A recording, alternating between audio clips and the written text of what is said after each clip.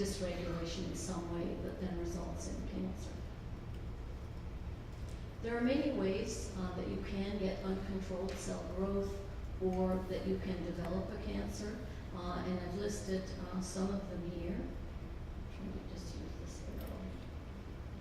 Oh, here it is. So some cells may have changes that cause them to have increased capillaries, increased blood flow, and so it actually allows the cells to have better environment to grow in. Some cells may lose their ability to divide in a regulated fashion, and so they begin to divide uncontrollably.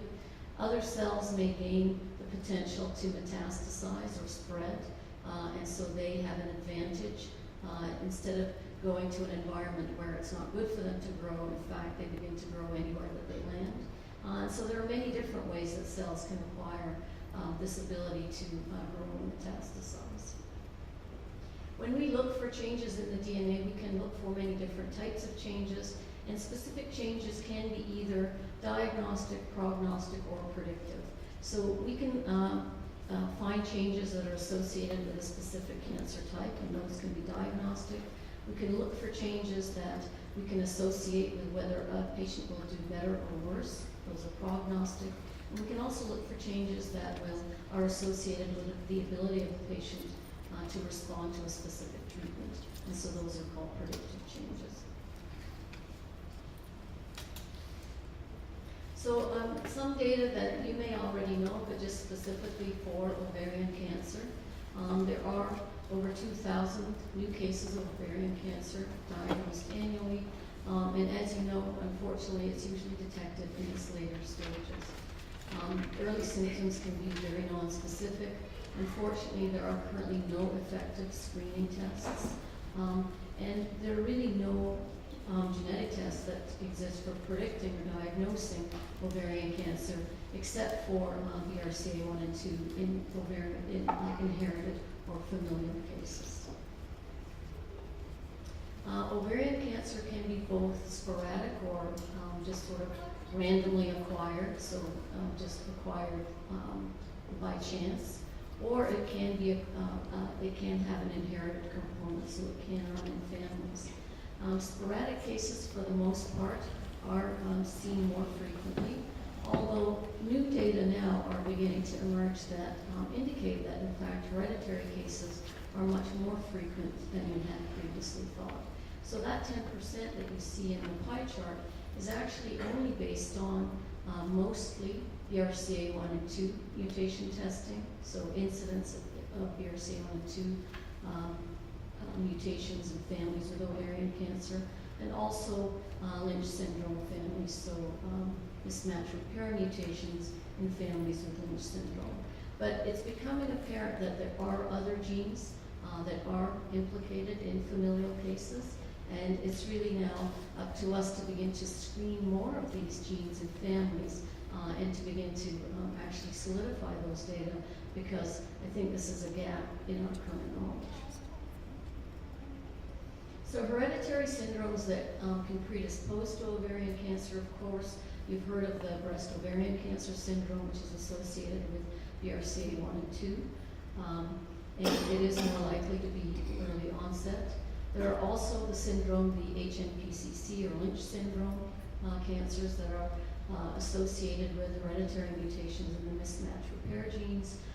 Patients with this syndrome have a higher incidence of colorectal cancer, but also endometrial cancers.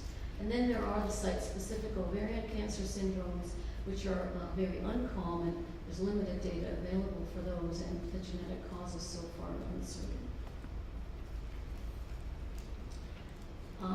If a family has, so when we're thinking about eligibility, for example, for BRCA1 and 2 testing for patients with ovarian cancer, there are certain eligibility criteria that a genetic counselor or a medical geneticist will look for.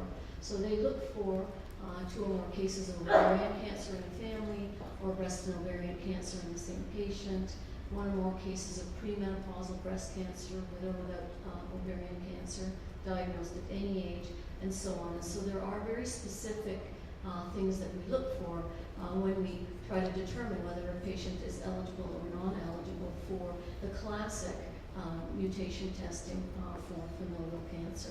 And I think that now that we are trying to understand more about inherited cases of ovarian cancer, we're trying to go beyond just looking for BRCA1 and 2, as I mentioned, and so I'm going to talk about that a little bit later in terms of our screening panels.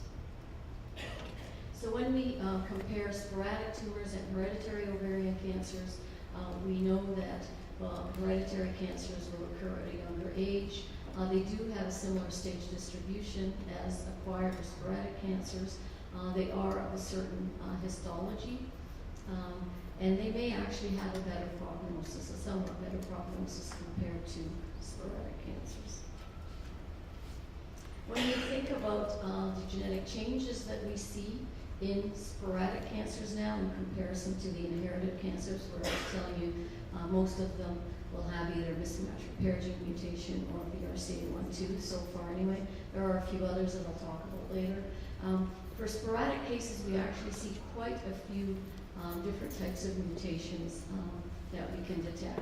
Now these are just mutations, not talking about necessarily copy number mutations, methylation, other changes that we see.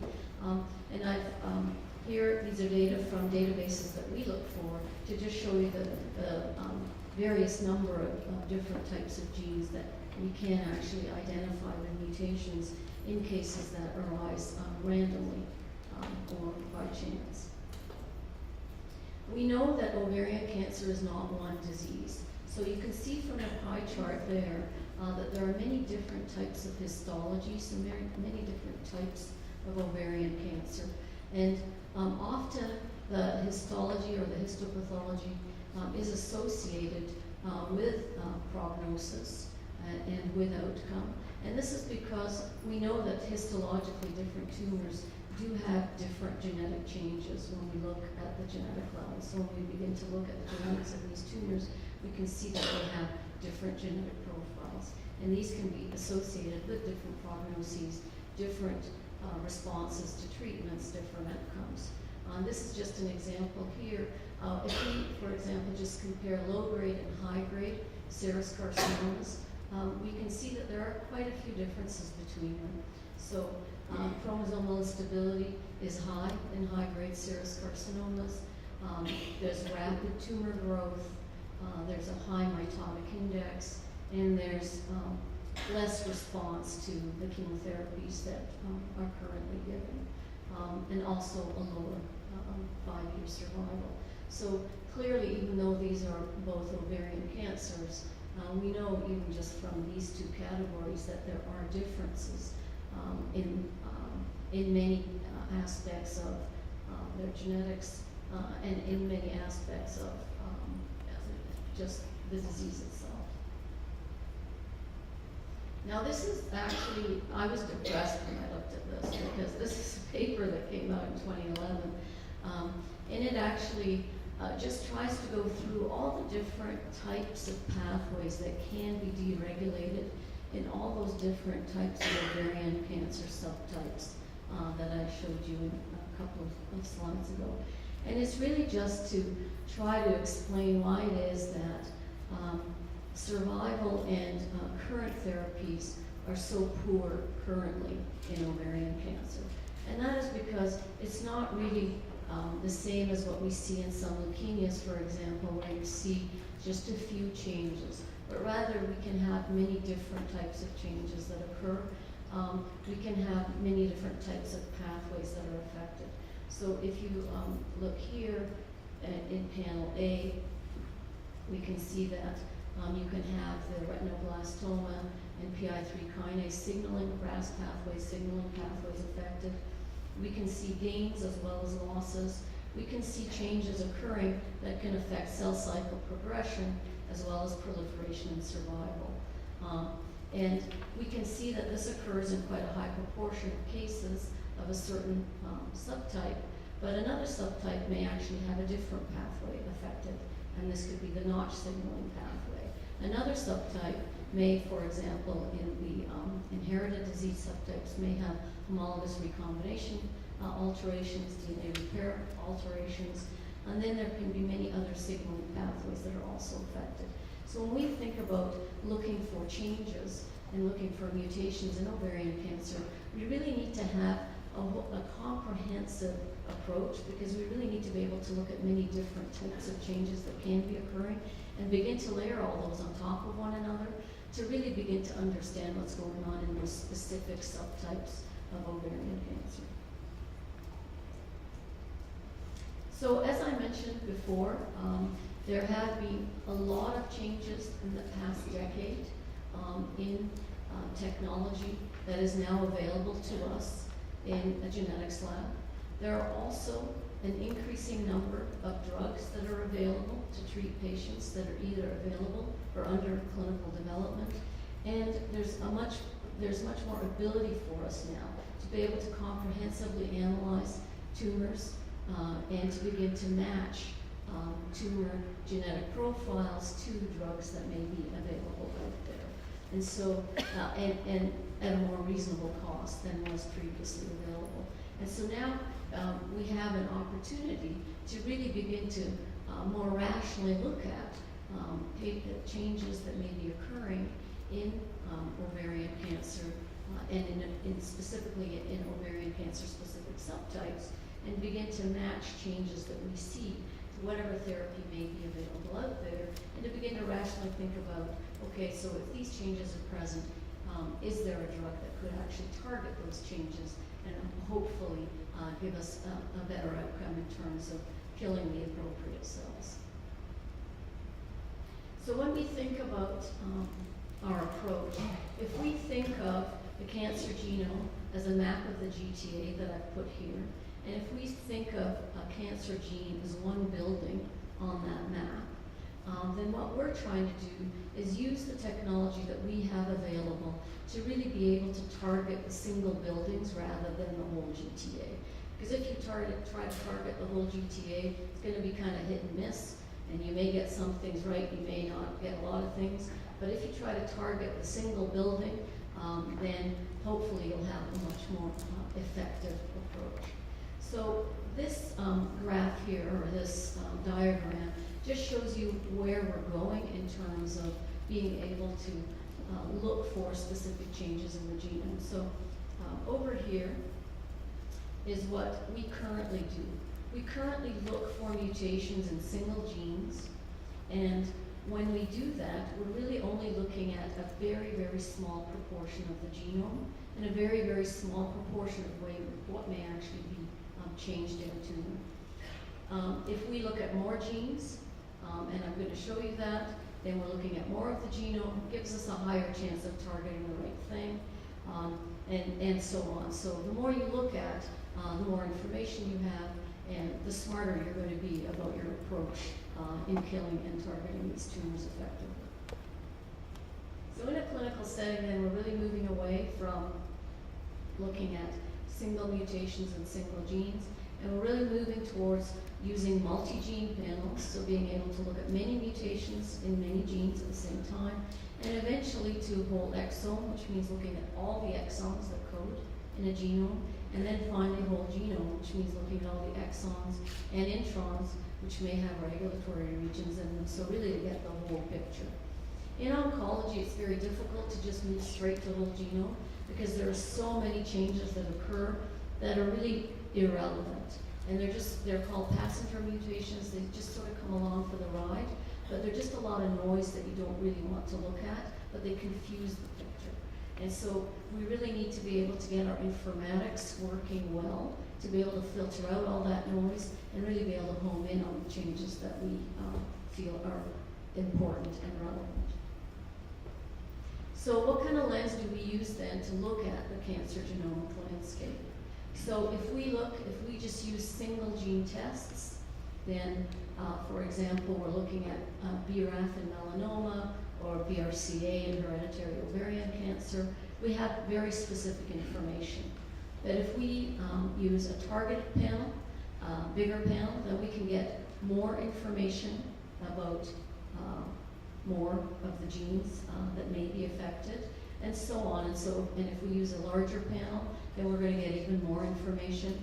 whole exome more and whole genome, we're going to get the whole picture. But what we really want to do is we want to be able to target in, so we'd like to do the whole genome analysis, but we want to do it in such a way that we can actually get all that relevant information that we'd like and not get messed up and not get sidetracked by all the irrelevant information. So when we, as I mentioned just a few slides ago, what we see really depends on what we use. And so what we have done in our test development lab is we started with a sequenome panel, and a sequenome allows us to look at specific changes in specific genes, but it allows us to look at quite a few of them at the same time. And that is how we started in 2011. And we started with a commercial panel, so something that was already available, and then we developed our own panel that we felt was actually more useful because we were able to put mutations and genes on there that we knew had targeted therapies associated with them. So we worked that up and then we implemented it in our clinical lab, and we were able to begin to report on patient samples in the clinical lab. We then moved from that to a bigger panel. So the sequenome panel allowed us to look at 23 genes, 279 mutations. We then moved on to a next generation sequencing panel that allowed us to look at 48 genes and 700 mutations. And then we moved some of our technology not only for solid tumors but into hematology as well. So we were using the technology, we tried to broaden it to apply to more than one disease site. And we are then moving to bigger and bigger panels. So, bigger and bigger panels and also more specific panels. So the TrueSight panel, for example, is one that we are going to implement in the clinical lab at the TGH site in May or June.